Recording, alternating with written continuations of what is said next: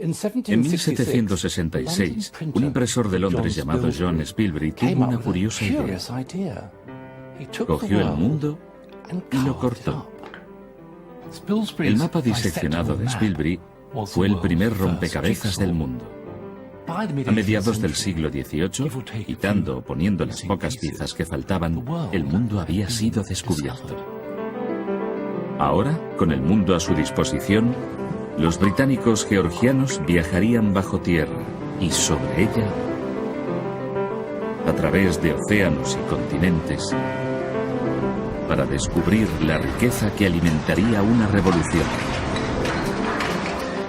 Esta revolución daría lugar al mundo material moderno y empezó en un lugar muy peculiar, en las mesas de té de la Inglaterra georgiana.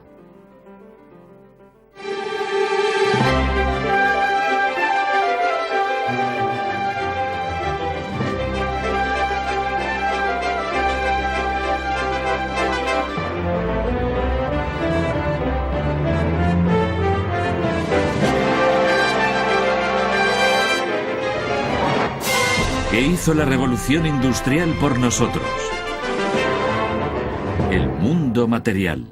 A principios del siglo XVIII, los británicos se habían vuelto, muy materialistas. Ansiaban productos exóticos, azúcar, porcelana, algodón fino, pero era el té lo que particularmente les apetecía. Esta antigua infusión china apareció por primera vez en las mesas británicas en 1657. A la gente con gusto de mediados del siglo XVIII nada le apetecía más que sorber esta importación oriental endulzada con azúcar caribeño. Lo bebían en la mejor porcelana china y vestidos con algodones de la India, incluso con calicós y telas de chins. Esto era la buena vida y todo el mundo quería un sorbo. Cómo este sueño se hizo realidad es una de las más fascinantes aventuras de la historia británica. Fue una aventura animada por la búsqueda de riqueza, y empieza bajo tierra con la riqueza mineral escondida en lo profundo de la tierra, de la cual lo más importante es el hierro. El hierro sale del suelo como mineral de hierro. Aquí tengo un trozo. El caso es que para hacer hierro con esto uno tiene que fundirlo, es decir, calentarlo a muy alta temperatura para quitarle el oxígeno que contiene. Los herreros usaban carbón vegetal, pero en el siglo XVIII se estaba agotando. Probaron con carbón, pero el carbón contiene sulfuro que al calentarse con el mineral de hierro hace que el metal resultante sea quebradizo y sin utilidad. Parecía que el carbón no era la solución, pero un hombre creyó que sí. Tuvo la idea acertada en el lugar adecuado. Aquí, en Coalbrookdale, en Shropshire, se pueden encontrar el mineral de hierro y el carbón con mucha proximidad. Y esto es exactamente lo que el maestro herrero cuáquero Abraham Davy estaba buscando. Con esto supo poner los cimientos del mundo material moderno.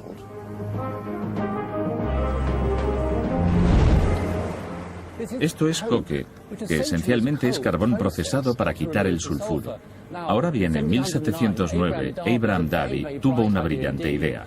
Efectivamente, utilizar coque para fundir hierro. Hoy utilizamos hierro reciclado y piedra caliza. Al principio hubiera sido o hierro o piedra caliza. El hierro se ha estado calentando en el horno a una temperatura muy elevada y Nigel está a punto de destaparlo y el hierro fundido saldrá borboteando hacia afuera. Aquí está. Ahora tengo que ponerme bien atrás.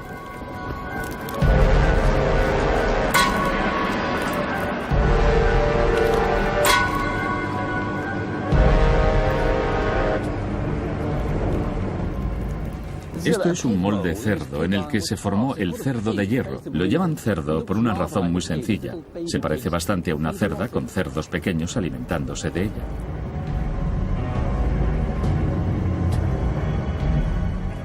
Bueno, el cerdo de hierro se ha enfriado. Aquí está. Voy a sacarlo de su molde de arena.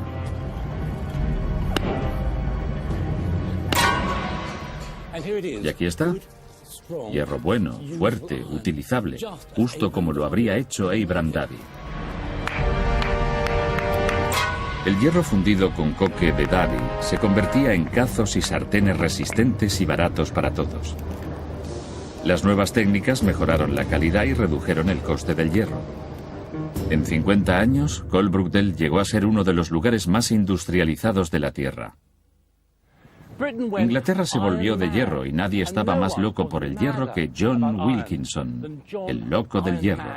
Fue uno de los propietarios fundadores de Broseley, cerca de Coalbrookdale. En realidad, si algo se podía hacer de hierro, el loco del hierro lo hacía. Tuvo un papel clave en la construcción del primer puente de hierro y construyó vías de tren de hierro, barcos de hierro, incluso edificios de hierro. La gente le veía como un soñador. Se equivocaba. Los maestros herreros del siglo XVIII como Wilkinson y Davy pusieron los cimientos de nuestro mundo metálico moderno. Más metal significaba más minerales y extraerlos estaba resultando un problema.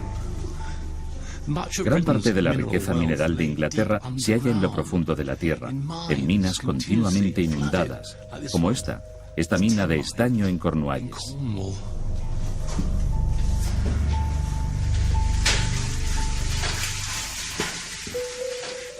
Y aquí está el problema: el agua.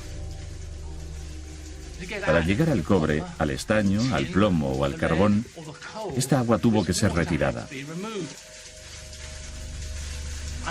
Irónicamente, la mejor solución a este problema de las inundaciones resultó ser el agua.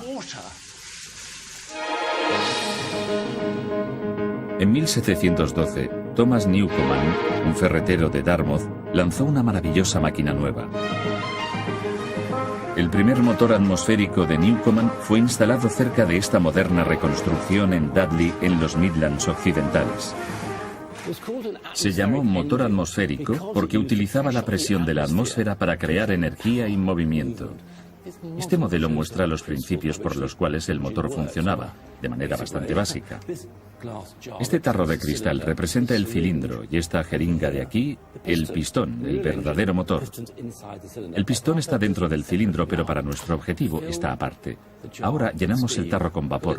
Al no ser de hierro fundido, sino de cristal, podemos ver cómo entra el vapor y parece que va bastante bien. Cerramos el tarro de forma que el vapor quede encerrado dentro. Bien, ahora voy a rociar el tarro con agua fría. El vapor que hay dentro se ha condensado. Ahora el vapor condensado ocupa menos espacio que el vapor, de forma que se ha creado un vacío parcial dentro del cilindro. Este vacío produce una presión atmosférica que empuja el pistón hasta arriba. Aquí se para, casi forzado, por la presión atmosférica del exterior. Así es como esta increíble máquina usaba agua y calor para crear movimiento y energía. Casi fantástico para la época.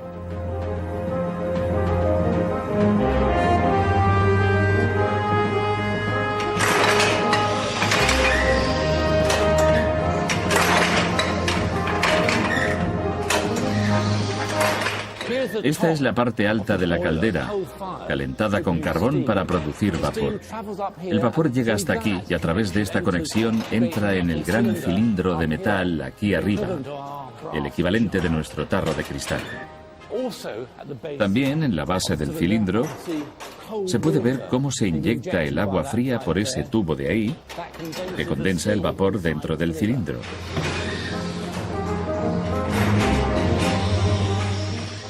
El pistón baja, tira del enorme extremo de la viga hacia abajo.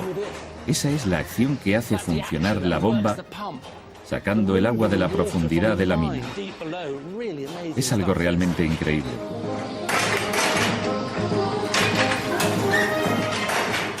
El motor Newcomen es realmente una magnífica pieza, absolutamente pionera, uno de los inventos más importantes de la historia del hombre. Fue una nueva fuente de energía. Hizo que fuera posible tener acceso a estos minerales, estaño y carbón, inundados en lo profundo de la Tierra. Casi se puede afirmar que sin este motor la revolución industrial nunca hubiera existido. El vapor bombeaba las minas y llegaría a impulsar las fábricas de Inglaterra. Pero todo este vapor necesitaba, adivinadlo, carbón. Y aun sabiendo dónde buscarlos, seguía siendo un asunto de querer y no poder. William Smith era un topógrafo de canales cuya pasión eran los fósiles. Mientras estudiaba la tierra a través de la cual pasaría el canal, Smith advirtió extraños dibujos en las rocas. Fue quizás la fascinación de Smith por los fósiles lo que le llevó a descuidar su trabajo como topógrafo. De todas formas, en 1799 fue despedido y acabó en la prisión de deudores. Al mismo tiempo, sus ideas sobre la formación de las rocas fueron despreciadas y su mujer se volvió loca. Todo esto basta para que uno se vuelva loco.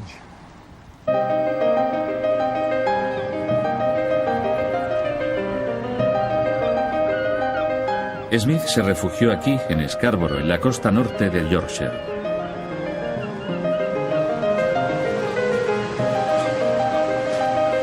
Era el lugar perfecto para satisfacer su pasión y demostrar que tenía razón. Estos acantilados en las afueras de Scarborough son una maravillosa ilustración de las ideas geológicas de Smith. Observad que están claramente formadas por unas capas horizontales que Smith y sus colegas geólogos llamaron estratos. Y cada capa contiene fósiles como esta interesante amonita, una especie de calamar primitivo. Ahora bien, Smith observó que este tipo de fósil, esta amonita, solo aparecía en una capa, un estrato, ni en la capa de arriba ni en la capa de abajo. Siguió mirando y encontró en niveles más altos diferentes tipos de fósiles de amonita bastante diferentes. Cambiaban. Estaba claro que esos estratos se habían ido moviendo de abajo a arriba durante un largo periodo de tiempo. Esto ahora nos parece evidente, pero era una idea nueva.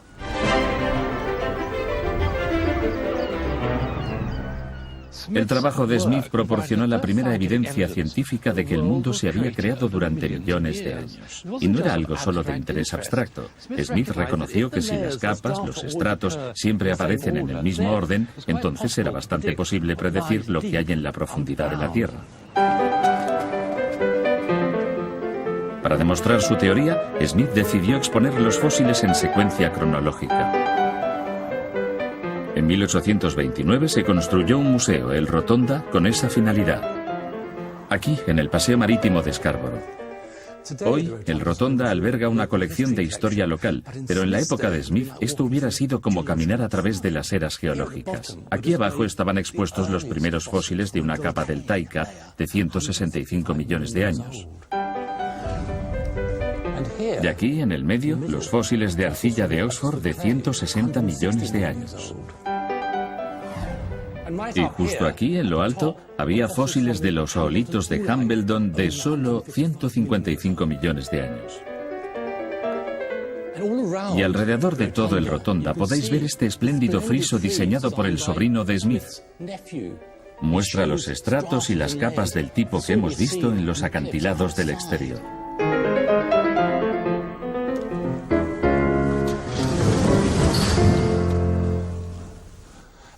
Y este es el legado de los estratos de William Smith. Un proyecto que empezó abriendo canales acabó con una nueva visión del mundo. En 1815 publicó este estudio geológico de Inglaterra y Gales. Es el primer mapa geológico del mundo. Y con este mapa era posible predecir dónde yacía la riqueza mineral bajo tierra. Es muy conmovedor. Ese hombre trabajando solo, sin recursos, creó una clave para acceder a la riqueza del mundo. Resulta increíble. No es muy diferente del mapa geológico actual de Inglaterra. De hecho, el sistema de Smith es utilizado todavía hoy, tanto para encontrar petróleo en Texas como minerales en Marte.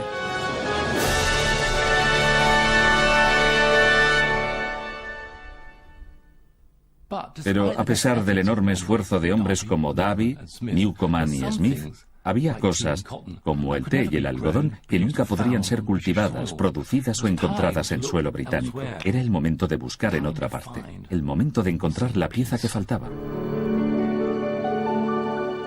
Para los geógrafos georgianos, esa pieza que faltaba era el continente del sur. Algunos creían que para equilibrar la Tierra en el norte y evitar que el mundo cayera, tenía que haber un enorme continente en el sur.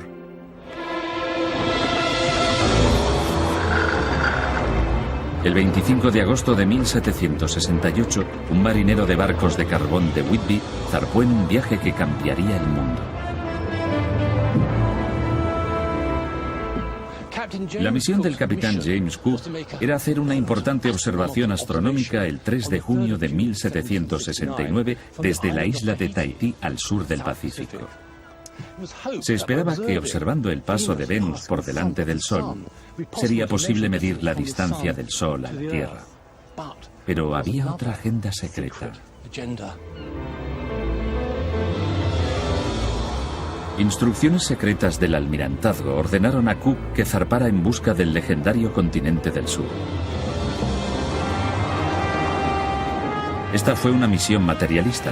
Su objetivo: nuevas colonias, mercancías, mercados. Cook no pudo encontrar el continente del sur. De hecho, él estaba convencido de que no existía. En cambio, navegó hacia Nueva Zelanda y la costa no visitada del este de Australia. El 19 de abril de 1770 se avistó tierra.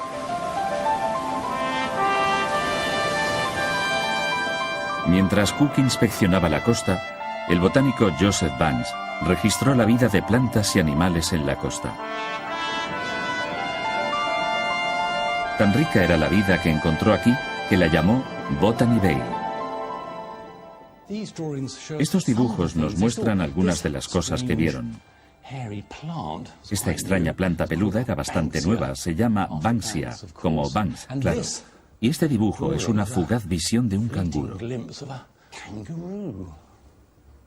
Banks estaba particularmente fascinado por las plantas, que consideraba que tendrían una aplicación práctica o económica al volver a casa. Por ejemplo, este lino de Nueva Zelanda, que los maoríes usaban para hacer cestas, es ahora una planta corriente de jardín.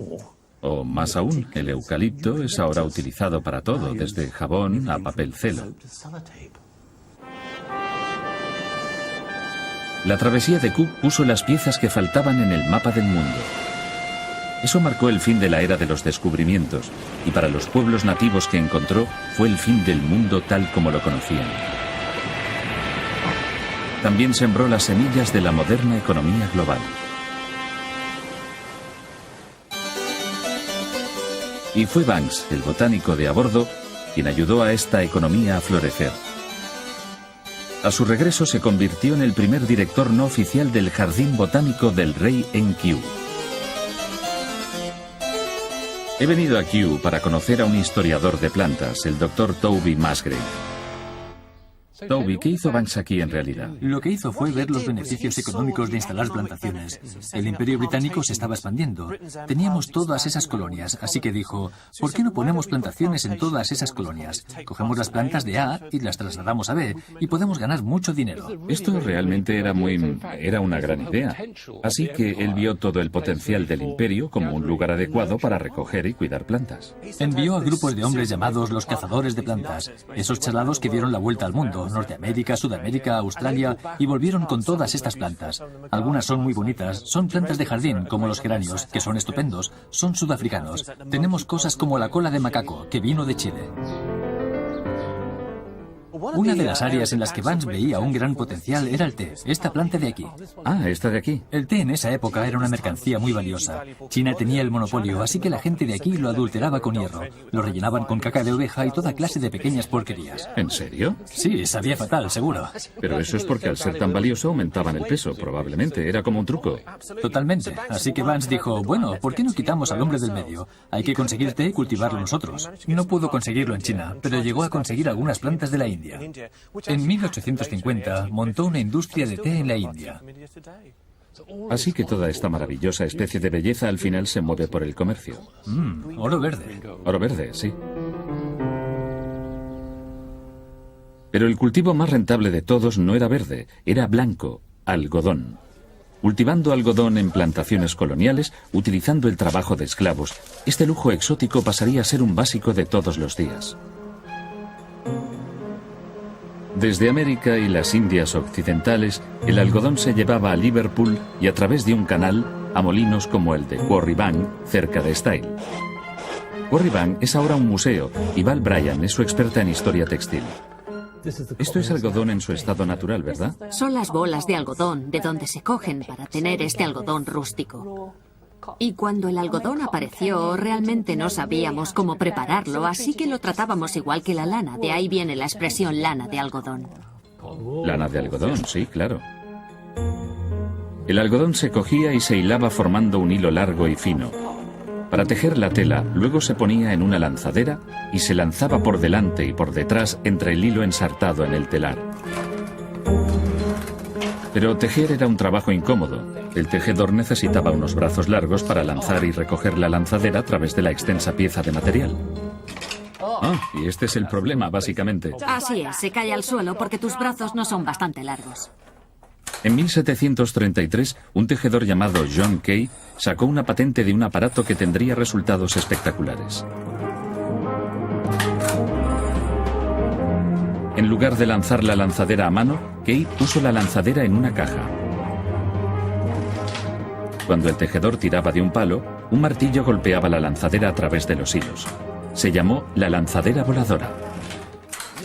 Y esto, por supuesto, es, en teoría, mucho más rápido, ¿verdad? Sí, lo es. Sí, incluso un aficionado como yo podría comprender que esto es un avance enorme. La lanzadera voladora es absolutamente increíble. Pero mientras los hombres tejían más tela, las mujeres no podían seguir el ritmo. Afortunadamente para ellas, en 1764, otro tejedor llamado James Hargreaves se dio cuenta de que una rueda podía estar unida a varios usos. La llamó Spinning Jenny, que era como la máquina de hilar. La legendaria Spinning Jenny. Nunca imaginé que vería una en realidad. Quiero decir, una máquina para producción masiva de hilo, ¿es eso, verdad? Sí, porque ahora tienes a una persona hilando 16 hilos. Y seguramente esto se iba ampliando uniformemente. Podían ser 20, 40 o 60. Sí, se perfeccionó con más y más usos. Realmente es ahora cuando desaparece el hilado del sistema campesino. Por eso existen molinos como el edificio de Quarry Bank. Es el principio del mundo moderno, producción en masa. En los años 1780 la nueva tecnología llevó la energía de vapor a los molinos de Inglaterra. El tejido de algodón, antes un producto de importación caro, era accesible para todos. En los años 1830, en gran parte gracias al algodón, Inglaterra era la nación más rica del mundo. Pero era un trabajo agotador. A principios del siglo XIX, los obreros, como estos del Quarry Bank Mill, hilaban y tejían de 12 a 14 horas al día. Lo que necesitaban era una pausa.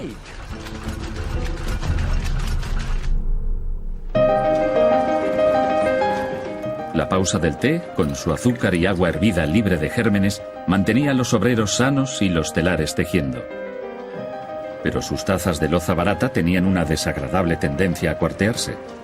Para evitarlo, primero echaban un chorrito de leche, un hábito que muchos tenemos todavía hoy. En cambio, las tazas chinas eran bonitas y resistían el calor. Por desgracia, los chinos mantenían en secreto la receta de su preciosa porcelana. Un secreto que los alfareros británicos estaban decididos a descubrir. Esto es una arcilla china. Pero esto no es China. Esto es Cornualles. Debajo de Cornualles yacen espesas capas de granito. Durante millones de años se han ido descomponiendo en un polvo fino como de tiza que simplemente se lava de la roca. Se llama kaolin por una serie de acantilados de China. Hoy la arcilla china se utiliza para todo, desde dentífrico hasta revistas, y es el segundo producto británico más exportado. Incluso se lo vendemos a China. Y el hombre que lo descubrió fue un curioso químico cuáquero llamado William Cookworthy. Estaba obsesionado con encontrar el secreto de la verdadera porcelana china. En 1746, Cookworthy visitó una pequeña mina en Cornualles. La mina utilizaba una máquina Newcomen para prevenir inundaciones. Cuando los hornos de la máquina necesitaban un apaño, los obreros les ponían parches utilizando una arcilla local con curiosas propiedades. Cookworthy estaba intrigado. Vino aquí, a Trigorin Hill, cerca de Helston, para ver el origen de esa arcilla. Este es uno de los pozos de donde venía la arcilla. Increíble. Cookworthy había encontrado el ingrediente que faltaba para una porcelana realmente fuerte justo aquí, en Cornualles. Cookworthy se llevó su arcilla china a casa y empezó a experimentar. En 1768 produjo la primera pieza de genuina porcelana inglesa. Su descubrimiento fue aprovechado por alfareros como Wedgwood, Spout y Coffley aquí en Colport, cerca de Colrookdale. Aquí tenemos la arcilla china, se llama kaolin, ¿verdad? Y voy a echar un poco, es muy fina. Esto por supuesto era la base de la porcelana, ¿verdad? Sí. ¿Y con qué está mezclado? Le añadimos lo que se conoce como piedra china, que es un material muy parecido. Los molemos juntos para hacer un polvo muy fino de esta consistencia y luego lo mezclamos con agua para hacer un líquido espeso, suave que echamos y que se conoce como barbotina. Ya está aquí dentro, ¿no? Efectivamente, hay que mezclarlo bien. Comprobar que es una mezcla suave y agradable. Y yo ahora lo vierto. Dentro del molde. El exceso de barbotina se vierte fuera y lo que queda se deja secar una hora. Aquí está. Adherido por la parte del yeso tenemos este casi maravilloso bol con forma de taza de té. Ahí lo tienes. Kate, este objeto tan delicado ahora hay que ponerlo al fuego, así que nos vamos al horno. Efectivamente. Después de una semana en el horno, se decora la taza. Desde los años 1750 se sustituyó el pintado a mano por la impresión con calcos. Se grababa un diseño en una plancha de cobre, se cubría de tinta y se usaba para imprimir cientos de calcos. Usando esto, los fabricantes podían producir en masa porcelana china decorada, incluso imitaciones de diseños chinos. Como el modelo Willow, creado en los años 1790 por Spout. Después de otra semana en el horno, la taza se vidria y se vuelve a poner al fuego. Es fantástico, qué cosa tan bonita. Y supongo que esto hizo que cosas bonitas como esta fueran accesibles para una mayor parte de la sociedad en el siglo XIX. Estas eran mucho más baratas. Mucho más baratas que pintadas a mano. Es una cosa preciosa. Estoy muy orgulloso de haber participado al hacerla. Gracias a la producción en masa y a la mecanización, cosas que antes eran disfrutadas por una selecta minoría, como el té, el algodón y la porcelana, eran ahora accesibles para todos.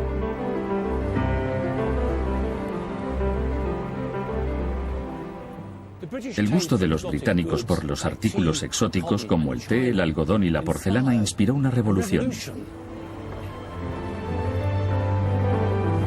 Y hoy, prácticamente todo lo que ponéis en el carro de la compra, desde revistas ilustradas hechas con arcilla china, al té y los paños de cocina, incluso el mismo carro metálico de la compra, todo está ahí gracias a que los georgianos desearon la buena vida. Gracias a nuestra mezcla única de riqueza mineral, ingeniosos industriales y apetitos insaciables, Inglaterra había hecho el mundo material moderno.